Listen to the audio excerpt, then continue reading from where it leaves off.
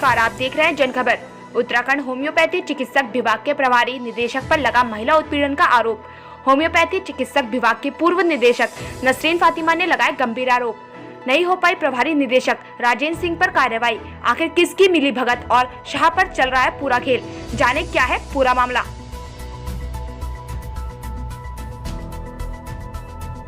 प्रभारी निदेशक होम्योपैथी थी। 2 साल पहले मैं रिटायर हुई हूँ।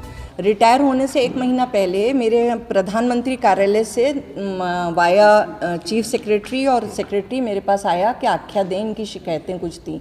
तो मैंने 1 महीना पहले अपनी आख्या, इनको बुलाया गया कि अपना पक्ष रखें, नहीं आए तो मैंने जो आख्या बनती थी डॉक्यूमेंट्री बेस्ड, वो मैंने बना के दे दी मई 2018 में। उसके बाद मैं रिटायर जब हुई तो इन्हीं ने मेरे कोई ड्यूज़ नहीं दिए 6 महीने तक, मेरी पेंशन तक, जबकि जब कोई जांच चल रही हो, कोई सस्पेंड हुआ हो, तब भी आधी पेंशन मिलती है। मेरी 6 महीने तक कुछ ड्यूज़ नहीं दिए गए और पेंशन नहीं। अभी मैं कोर्ट केस जब मैंने कर दिया 13 अगस्त को, तो इनका जीपीएफ इन्हीं ने मेरा दिया है। अभी भी मेरा 7 पे कमीशन का एरियर और मेरे एनपीए एरियर वगैरह बचा हुआ है। तो ये बदले की भावना, जैसा कि आपको अभी पता ही चला है कि वो बदले की भावना बहुत रखते हैं। तो अगर मैंने अपनी कुर्सी पे बैठते हुए प्रधानमंत्री, ये देखिए मैं आपको दिखा सकती हूँ, प्रधानमंत्री कार्यालय से आए पत्र को तो मैं इग्नोर नहीं कर सकती थी ना। हमारे माननीय प्रधानमंत्री अगर कोई चिट्ठी लिख रहे हैं, ये गवर्नर के यहाँ की चिट्ठी है, तो मैंने पूरी आख्या जो सच थी, जो एविडेंस बेस्ड थी, वो मैंने बना के दी। तो बजाय इसके कि इनको कोई आरोप पत्र दिया जाता है, इनकी तमाम शिकायतें हैं। अभी अनुसूचित जाति आयोग में भी केस चल रहा है इनका, एक महिला उत्पीड़न का। मेरा भी उत्पीड़न हुआ था पहले, जब मैं ज़िला लेवल की अधिकारी थी, तो मैंने पुलिस में रिपोर्ट लिखाई थी इनके विरुद्ध। तो ये बदतमीज़ी से बात करते हैं, महिलाओं को कोई कुछ समझते नहीं, सोचते हैं रोएंगी पीटेंगी। तो अब सर से पानी ऊपर हो गया। इनको बजाय इसके कि कोई आरोप पत्र विभाग देता, इनकी पदोन्नति पे पदोन्नति की जा रही है। पहले ये संयुक्त निदेशक बन गए, अब इनकी डीपीसी होने वाली है निदेशक की। तो एक गलत मैसेज जा रहा है समाज को कि कोई बुरे से बुरा व्यक्ति हो, रसूख वाला होना चाहिए।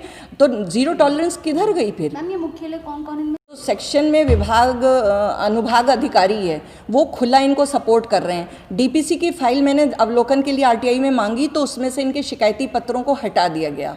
मैंने उसका भी किया। जब मैं मांग रही बार बार कि शिकायती फाइल इनकी दिखाइए, तो कह देते हैं वो फाइल इधर गई है, उधर गई है। मैंने वो भी मांगा कि किस किस तिथि में किसके यहाँ गई है।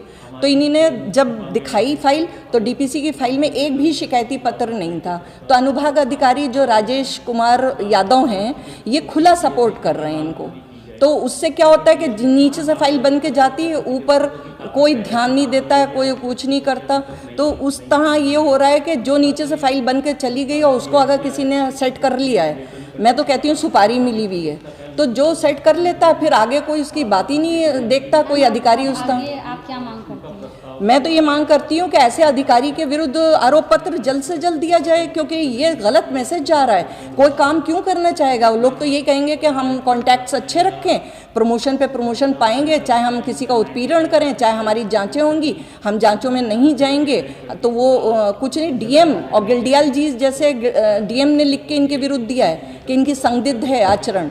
इन्हीं ने इनके विरुद्ध लिख के देने के बावजूद इनके लिए इनका कोई आरोप पत्र शासन क्यों नहीं दे रहा है? मैम, आपका डीओ है, उसको लेकर क्या कुछ कह रहे हैं ये लोग? अब तो मेरा कोर्ट में चला गया मसला, तो मेरे ड्यूज़ का मसला तो ख़त्म ही हो गया, क्योंकि अब मैं कोर्ट में जब लंबित है तो कुछ हो ही नहीं सकता है। समझदारी तो इसमें थी कि अब भी शासन इनको कह देता कि इनके ड्यूज़ दिया जाए। इन्हें मार्गदर्शन लिया। आप सोचिए कि कार्यप्रणाली कैसी है कि इतने बड़ी पोस्ट पे पहुंचकर इनको ये नहीं पता कि किसी का जीपीएफ नहीं रोका जा सकता, किसी के कोई ड्यूज़ नहीं। और बहाना क्या करते हैं कि वो वित्त विभाग का एक जियो हुआ था 29 फरवरी 2019 में। मैं तो रिटायर 18 में हुई हूँ। 19 में इन्हें एडवांस में इनको पता था कि ये जियो होगा, रिकवरी वाला एसीपी के लाभ का।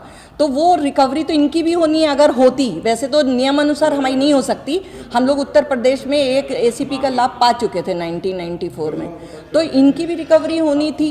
तो इन्हीं ने अपने सारे ड्यूज़ कैसे निकाल लिए? अपने एरियर्स क्यों निकाल लिए? या और अधिकारियों के एरियर्स को क्यों नहीं रोका गया?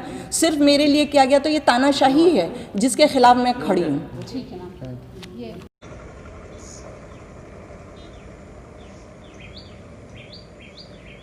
जी, मैं यहाँ पे आती रहती हूँ क्योंकि मेरे ड्यूज़ नहीं दिए गए हैं। 2 साल मुझे सेवानिवृत्त हो गए और मेरे ड्यूज़ जो प्रभारी डायरेक्टर हैं राजेंद्र सिंह, इन्हीं ने रोक रखे हैं।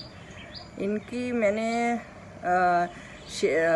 प्रधानमंत्री कार्यालय से इनकी शिकायत आई थी, जो कि इनके चीफ सेक्रेटरी के द्वारा सचिव के पास आई और सचिव ने मुझको भेजी। तो मैंने इनको बुलाया। इनके डॉक्यूमेंट्स की शिकायत थी कि ये इनकी क्वालिफ़िकेशन में कुछ झोल है, नौकरी के फर्जी कुछ डॉक्यूमेंट्स हैं। तो मैंने इनको बुलाया और मुझसे पहले वाले डायरेक्टर ने भी बुलाया था, ये आए नहीं। और तो फिर सचिव साहब ने कहा कि आप सारा आख्या बना के और दे दीजिए। तो इनका हमने सारी वो बना के, इनकी शिकायतें थी, वित्तीय अनियमितता की भी शिकायत थी, ऑडिट पैरा लगा हुआ था और उसकी जो शिकायतें थी वो सब का मैंने अभिलेखों से कुछ निकाला और कुछ वैसे।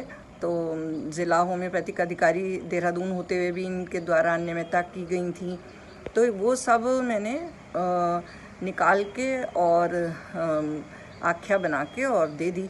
तो उसकी द्वेष भावना से ग्रस्त होकर और ये बदले की भावना से ये मेरे ड्यूज़ रोके हुए हैं। तो मैं तो मांग